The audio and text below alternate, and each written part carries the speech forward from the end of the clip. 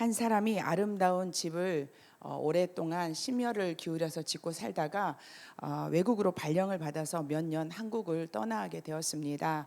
이 사람은 정말 애정을 갖고 지은 집이라서 다른 사람에게 팔기가 싫어서 자기 친구에게 집을 좀 부탁했습니다. 내가 무상으로 살아도 괜찮으니까 이것을 좀 잘 관리해 달라고 부탁했습니다. 멋진 집에서 살게 된 이 친구는 처음에는 정말 조심스럽게 사용했습니다. 또한 관리도 잘했습니다. 그러나 시간이 지나면서 그의 마음이 해이해졌어요. 내가 이 넓은 집을 관리하다 보니까 또 공을 들여 하다 보니까 너무 힘들다라는 마음이 생겼습니다. 그래서 배관이 고장 나도 이제 고치지 않고 벽에 못을 박고 내 마음 가는 대로 그렇게 함부로 사용했습니다.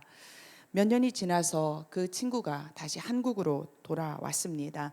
집주인이 집을 보고 깜짝 놀랐습니다. 그래서 친구에게 왜 이렇게 집을 함부로 썼냐고 그렇게 화를 냈습니다. 이 말을 들은 친구는 아무 대답도 할 수 없어서 고개를 떨고 왔습니다. 그리고 그 친구로부터 결별 통보를 받고 정말 소중했던 친구를 잃어버렸습니다. 사랑하는 성도 여러분, 하나님께서 우리의 육체를 만드셨습니다. 그리고 우리에게 잠시 잠깐 맡기신 것입니다. 신명기 14장 1절은 이렇게 말합니다. 너희는 하나님 여호와의 자녀이니 스스로 몸을 베지 말라. 하나님은 이스라엘 백성에게 몸을 함부로 다루지 말라고 명령하고 있는데요. 우리의 몸은 하나님이 주신 하나님의 선물이기 때문입니다. 오늘 신명기 14장은 세 부분으로 나뉘어 있습니다.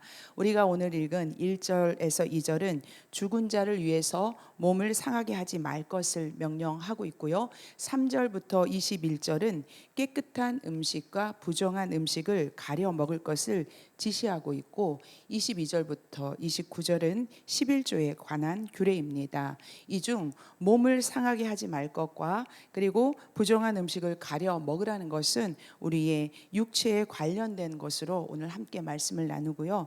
11조에 대한 말씀은 다음 시간에 나누려고 합니다. 성도 여러분, 세상은 내 몸은 내 것이라고 말합니다. 내 기분대로 먹고 내 감정대로 내 몸을 사용하고 내 욕망이 이끄는 대로 사는 것을 자유라고 합니다.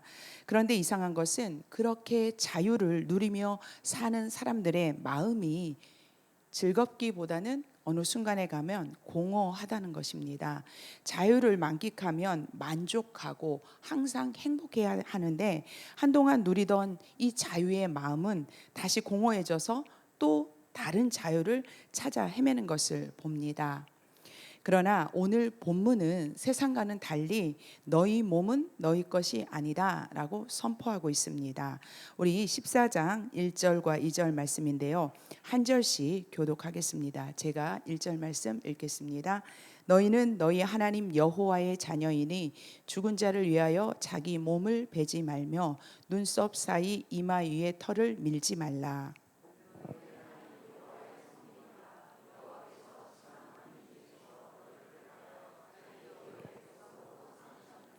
아멘.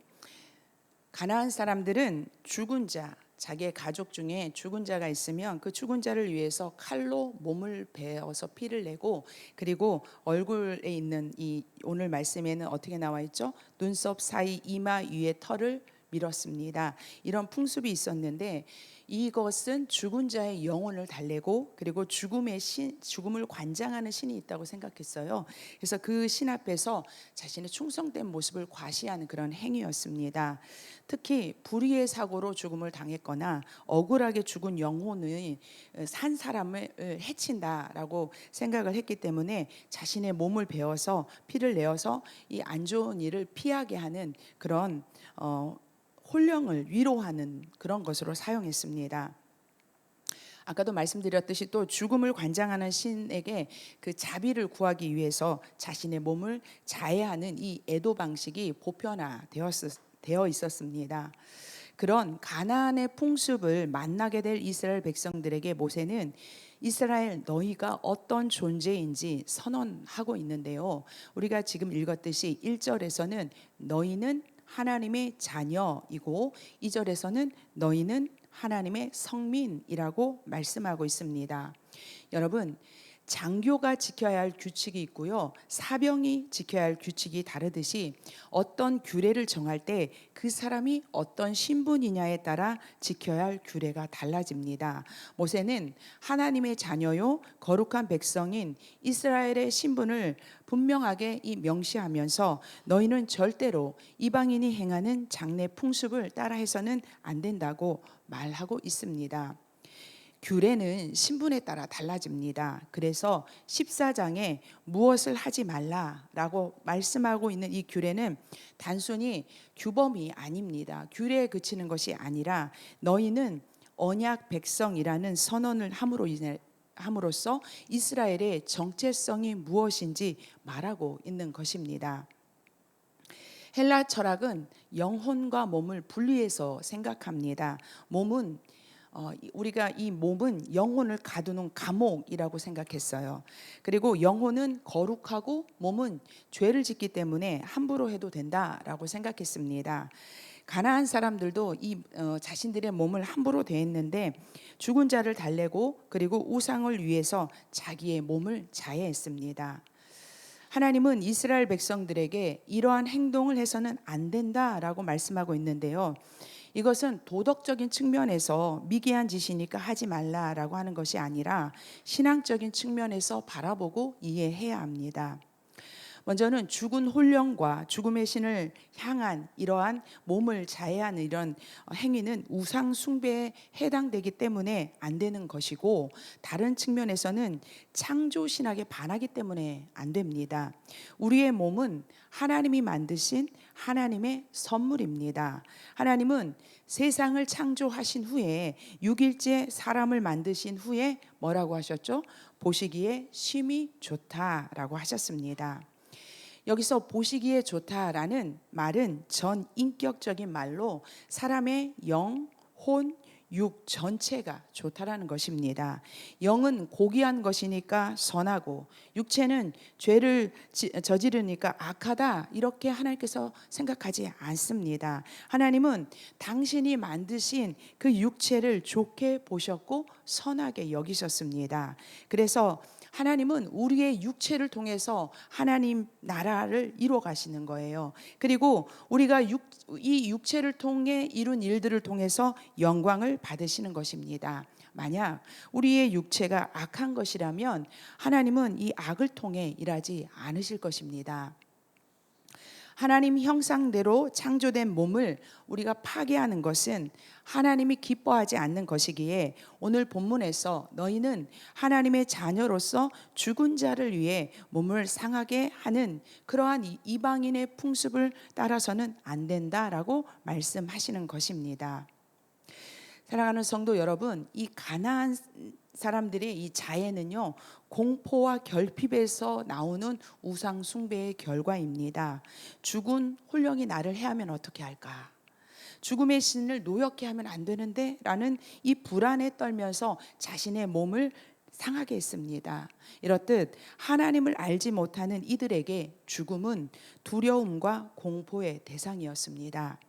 하지만 데살로니가전서 4장 13절과 14절은 우리에게 죽음을 이렇게 말합니다. 슬퍼하지 말라고 말하고 있는데요. 한 절씩 제가 13절, 여러분이 14절 말씀을 읽겠습니다. 형제들아, 자는 자들에 관하여는 너희가 알지 못함을 우리가 원하지 아니하노니 이는 소망 없는 다른 이와 같이 슬퍼하지 않게 하려 함이라.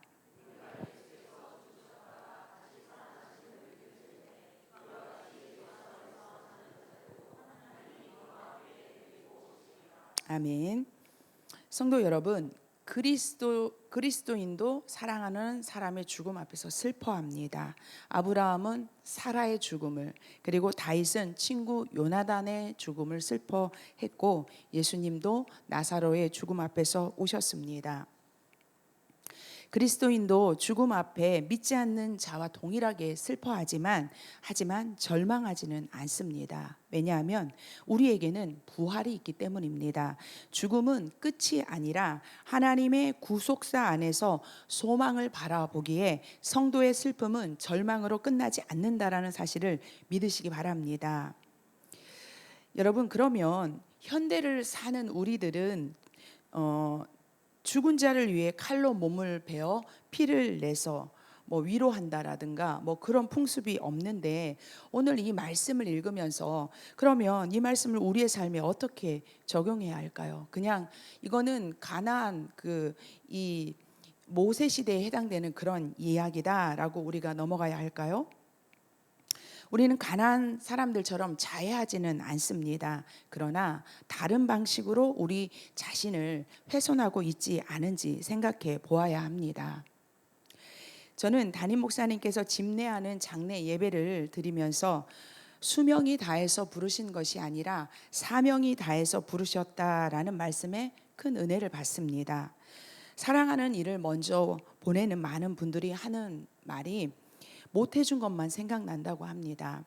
그래서 자신의, 또 어떤 분들은 나의 부주의나 나의 잘못으로 고인의 죽음이 앞당겨진 것 같은 그런 자책이 든다고 합니다. 그러나 그것은 우리를 절망에 빠뜨리는 사탄의 올무임을 기억해야 합니다. 사랑하는 이의 죽음은 나의 무엇 때문이 아니라 하나님의 섭리 속에서 일어난 일임을 기억할 때 우리는 슬퍼하되 절망하지 않을 수 있습니다. 우리가 상실의 늪에서 벗어나지 못하고 자신을 정죄하며 절망하는 것은 다른 형식으로 내 몸을, 내 마음을 훼손하는 것임을 깨달아야 합니다. 또한 자기 몸을 훼손하지 말라라는 것은 하나님이 주신 우리의 육체를 잘 돌보라라는 그런 말씀으로 우리의 일상에 적용하면 이렇습니다. 우리가 분노가 내 안에서 일어난다거나 그리고 속상하다고 해서 그것을 내 몸을, 내 마음을 함부로 대하고 그렇게 또 마음대로 그냥 신경 안 써, 그러면서 소홀히 방치해서는 안 되는 것입니다. 우리의 몸은 예수 그리스도의 피로 값주고 사신 귀한 몸임을 믿으시기 바랍니다. 자기 몸을 사랑하고 돌보는 것은 우리 몸을 지으신 하나님에 대한 충성입니다. 내 것이 아니니까 함부로 사용하거나 반대로 내 것이니까 내 마음대로 사용한다라는 것은 잘못된 생각입니다. 성도 여러분, 하나님의 선물인 우리의 육체를 사랑하시기 바랍니다. 너희는 여호와의 자녀라는 이 선언 앞에 우리는 몸을 경멸하지도 그리고 숭배하지도 않고 하나님이 기뻐하시는 모습으로 거룩하게 사용하시기를 예수님의 이름으로 축복합니다. 다음은 함께 읽지는 않았지만 3절부터 21절의 말씀을 보도록 하겠습니다. 이 3절부터 21절 말씀은 레위기 11장에 기록한 정한 짐승과 부정한 짐승의 구분으로 먹을 것과 먹지 말아야 할 것의 구분입니다. 무엇을 먹느냐의 문제, 이 또한 육체에 관한 말씀입니다. 오늘 본문에서 오늘 이 14장 3절부터 21절 내용을 보면은요, 정리하면 이렇습니다. 먹을 수 있는 것은 굽이 갈라지고 되새김질하는 짐승은 먹되 그렇지 않은 짐승은 먹지 말아라 라고 이야기하고 있고요. 또 지느러미와 비늘이 있는 물고기는 먹고 그렇지 않은 것은 먹지 말아라 라고 금하십니다. 그리고 피와 사체도 먹지 말라 그렇게 말씀하셨습니다. 성경에는 먹을 수 있는 것은 깨끗한 것, 먹을 수 없는 것은 부정한 것이라고 말하는데, 이 땅의 모든 것을 하나님께서 창조하셨는데 무엇이 깨끗하고 무엇이 부정하다는 그런 이야기일까요? 성경에서 깨끗한 짐승, 부정한 짐승이라고 하는 것은 동물 자체, 오늘 본문을 보면 뭐 사슴, 노루 뭐 이런 게 나와요. 토끼 나오고 그래요. 그러면 여기서 말한 것은 깨끗한 짐승, 또 아닌 것은 부정한 짐승, 그 동물 자체가 부정하냐? 그거는 아닙니다. 하나님께서 이 먹을 것과 먹지 말 것을 구분하는 것은 건강과 종교적인 이유 때문입니다. 먼저 건강상의 이유를 말씀드리면 지금으로부터 3, 4천 년 전은 위생적으로 안전하지 않았습니다. 우리나라도 이렇게 위생적으로 냉장고가 있고 여러 가지 시설이 등장한 것은 그리 오래되지 않았잖아요. 그런데 이 말씀이 쓰여진 그 지금으로부터 3, 4천 전에는 말할 것도 없습니다. 그래서 하나님은 위생적으로 위험한 음식을 제한함으로 인해서 이스라엘 이 공동체 전체를 보호하셨던 것입니다. 여러분, 되새김질하는 음식은 먹으라고 그랬거든요. 이 되새김질하는 동물은 위가 4개입니다. 먹이를 삼킨 뒤에 다시 입으로 올려서 되새김질을 하는데, 씹고 되새김질하는 과정에서 이 미생물이 발효하게 되는데요. 이러한 과정 속에서 세균의 독소를 분해한다는 것입니다. 그래서 이 되새김질하는 동물은 그렇지 않은 동물보다 위생적으로 비교적 안전합니다. 그러면 비늘과 지느러미가 있는 이 물고기는 그럼 위생적으로 어떤 연관이 있기에 금지시키셨을까요? 비늘이 있는 물고기의 많은 그 대부분이 비교적 깨끗한 수심에서 산다고 합니다. 그리고 비늘이 있기 때문에 피부에 상처가 날 확률이 적게 되는 거죠. 그러나 비늘이 없는 물고기, 뭐 메기라든가 장어, 그리고 조개 같은 거는 대부분 진흙 속, 이 뻘 속에 살게 되죠. 그리고 사체나 부패한 그런 부패물을 섭취하는데, 이런 물고기들은요, 고온에서 빨리 부패하는 특징이 있습니다. 그래서 부정하다라고 규정해서 하나님께서 먹지 못하게 하는 것입니다. 여러분, 요즘도 조개 잘못 먹으면 어떻게 됩니까? 식중독 걸리죠. 이렇게 어패류는 독소 축적 가능성이 높은 식품입니다. 여러분, 이렇게 보니 하나님이 얼마나 세심하신지 놀랍지 않습니까? 3,4천 년 전, 그것도 더운 나라인 중동 지역에서는 음식물로 인한 식중독이 일어날 확률이 높았기 때문에 하나님은 이스라엘 공동체 전체의 안전을 위해서 몸에 좋지 않은 음식을 먹지 않도록 금하셨던 것입니다. 성도 여러분, 율법은 까다로워 보입니다. 왜 이런 것까지 신경 쓰라고 하시는 건지 정말 불만이 나올 때가 있습니다. 하지만 까다로워 보이고 딱딱해 보이는 이 율법의 안을 자세히 들여다보면 세심한 하나님의 사랑과 배려가 담겨 있음을 알 수 있습니다. 율법은 하나님이 우리를 통제하기 위해서 만드신 것이 아니라 하나님께서 우리를 보호하기 위해 만드신 것임을 믿으시기 바랍니다. 하지만 이 정한 음식과 부정한 음식을 위생적으로 해서 먹어라, 먹지 말아라 라고 구분했다라고 설명하기에는 한계가 있습니다. 바로 이것을 신앙적인 측면으로 정한 것과 부정한 것을 구분하셨기 때문인데요. 금지된 짐승과 물고기, 새들 중 많은 것들이 이방 종교의 제사와 관련이 되어 있습니다. 돼지는 가나안 종교에서는 중요한 역할을 감당하고 있었고요. 이집트에서는 특정한 물고기를 숭배했어요. 그리고 고대 근동의 여러 지역에서는 뱀을 다산의 여신으로 섬겼습니다. 하나님은 이러한 짐승을 금지케 함으로 이방 종교와의 혼합을 경계하셨던 것입니다. 성도 여러분, 식사하고 오셨습니까? 네. 여러분, 아무리 돈이 많고요, 똑똑한 사람이라도요, 그 사람이 먹을 수 없다면 그 사람은 불쌍하고 그리고 불행한 사람입니다. 여러분, 먹는 것은요, 인간에게 가장 중요한 일상입니다. 우리 한 끼만 안 먹고 두 끼 안 먹어봐요. 막 굉장히 억울하지 않습니까? 나 오늘 밥도 못 먹고 이랬다. 우리는 막 이렇게 하소연할 정도로 먹는 것은 우리에게 가장 중요한 일상입니다. 이 중요한 일상 속에서 이스라엘은 먹어야 할 것과 먹지 말아야 할 것을 구별함으로 이 음식을 볼 때 매일 내가 하나님의 백성임을 기억했습니다. 내가 이걸 먹지 않아 라고 말하면서 나는 하나님의 백성이니까 라고 생각했던 것입니다. 그래서 이스라엘 백성들에게 이 식탁의 자리는 생존을 넘어서 나의 정체성을 확인하는 그런 자리였던 것입니다. 하지만 현대를 살아가는 우리들은 이스라엘 백성들처럼 음식 규례에 대한 이 제약을 받지 않습니다. 특히 문화권이 다른 또 우리나라는 더 그렇죠. 마가복음 7장에 보면은 예수님은 음식이 사람을 더럽게 하는 것이 아니라 우리의 마음에서 나오는 것이 사람을 더럽게 한다라고 말씀하셨죠. 사도행전 10장에서 베드로의 환상을 통해서 유대인들에게 이 정결 음식 규례의 장벽이 허물어졌습니다. 그러나 음식 규례가 사라지고 그리고 음식 규례를 지키지 않아도 되는 삶을 우리가 살고 있습니다. 하지만 우리가 기억해야 하는 것은 거룩의 원리는 사라지지 않았다라는 것입니다. 고린도전서 10장 31절에 그런즉 너희가 먹든지 마시든지 무엇을 하든지 다 하나님의 영광을 위하여 하라라고 말합니다.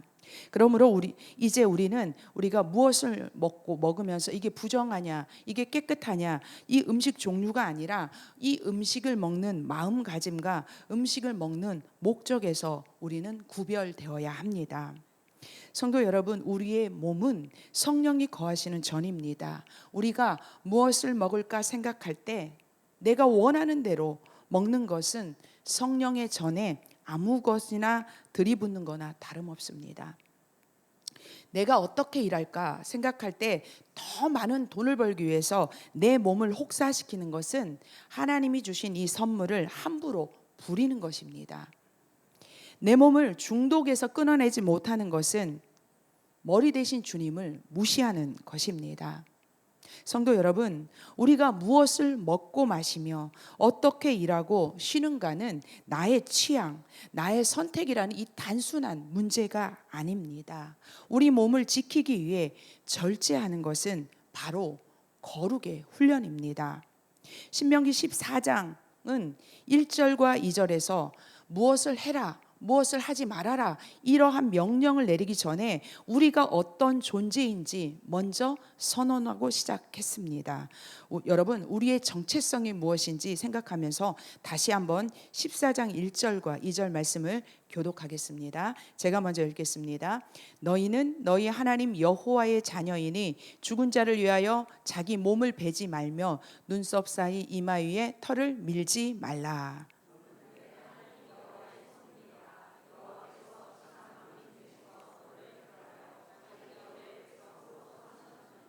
아멘. 성도 여러분, 우리는 누구입니까? 하나님의 자녀입니다. 그리고 또 우리는 누구입니까? 하나님의 성민입니다. 저와 여러분은 하나님의 자녀요, 거룩한 백성임을 믿으시기 바랍니다. 그러므로 우리는 구별된 백성으로 우리의 몸을 지키며 살아야 합니다. 세상 사람들은요, 건강을 위해서, 멋진 몸매를 위해서 얼마나 많은 것을 가려 먹는지 모릅니다. 운동해야죠, 단백질 먹어야죠, 영양제 먹어야죠, 몸에 안 좋다면 안 먹습니다. 몸에 좋은 것을 찾아 먹습니다. 그들은 자신의 즐거움과 영광을 위해 수백만 원, 수천만 원을 투자합니다. 하지만 그리스도인들은 오히려 절제하며 구별해야 합니다. 오늘날 음식이 넘쳐납니다. 폭식, 폭음, 당분 과다, 카페인 과다, 거기에 정말 미디어 중독까지. 문제는 부족이 아니라 과잉입니다. 넘쳐남입니다. 고린도전서 10장 23절은 모든 것이 가하나 모든 것이 유익한 것은 아니다 라고 말합니다. 거룩하게 살아야 할 우리들에게 필요한 것은 이것이 우리에게 유익한가, 이것이 하나님께 영광이 되는가를 묻는 것입니다. 성도 여러분, 여러분 몸 한번 살짝 만져보세요. 여러분, 우리의 몸에는요 신학이 담겨 있습니다. 이 몸은요 하나님께서 지으셨다라는 창조가, 그리고 죄와 타락고 죄로 인한 타락이, 그리고 그리스도의 피로 속량되었다라는 구속이 우리 안에 있는 거예요. 그리고 부활을 통한 완성이라는 하나님의 구속사가 우리의 몸에 담겨 있습니다. 그렇기에 우리는 오늘 우리의 몸이 하나님이 주신 하나님의 선물임을 확신하시기 바랍니다. 그렇다고 해서 이 몸을 우상화하는 어리석음에 빠져서는 안 될 것이고, 하나님의 영광을 위해 쓰임받도록 잘 관리하는 청지기가 되어야 할 것입니다. 말씀을 정리합니다. 신명기 14장에서의 이 금지사항은 가나안의 풍습을 차단하라는 문화적 명령이 아닙니다. 이 명령은 하나님의 자녀로서의 거룩한 선언입니다. 사랑하는 사람을 떠나보내는 그 슬픔, 인생에서 정말 큰 슬픔인데요. 이 슬픔 속에서 절망하지 말아라, 슬퍼하되 절망하지 말라 하심은 죽음까지 하나님의 통치에 속해 있다라는 그런 말씀입니다. 매일 식탁 앞에서 먹고 마시는 것을 구분하라라는 이 하심은 거룩은 일상에서, 너의 식탁에서 이루어지는 것이라는 말씀입니다. 극도의 슬픔이나 일상의 즐거움은 피해갈 수 없는 성도의 삶입니다. 거룩은 이 예배당뿐만 아니라 우리의 일상에서 드러나야 하고, 일상을 구별하고 그리고 절제함으로 거룩은 이루어갈 수 있습니다. 이러한 구별과 절제는 바로 나는 하나님의 자녀입니다, 나는 하나님의 거룩한 백성입니다 라는 믿음의 고백이고 실천인 것입니다. 오늘 우리에게 부정한 음식 자체는 존재하지 않습니다. 그러나 내 영혼을 더럽게 하는 문화는 도처에 널려 있습니다. 남들이 다 하는 일반적인 것을 우리가 거절하고요, 그리고 절제하는 것은 정말 불편하고 어려운 일입니다. 그러나 너는 하나님의 성민이라는 이 하나님의 명령 앞에 우리는 이 불편함을, 이 어려움을 감수해야 할 것입니다. 거룩한 백성은 그냥 되는 것이 아닙니다. 구별해야 돼요. 그리고 잘라내야 해요. 그리고 그것을 살아낼 때 거룩해지는 것을 믿으시고, 저와 여러분이 하나님의 성민으로서의 날마다의 삶을 살아내시기를 예수님의 이름으로 축복합니다.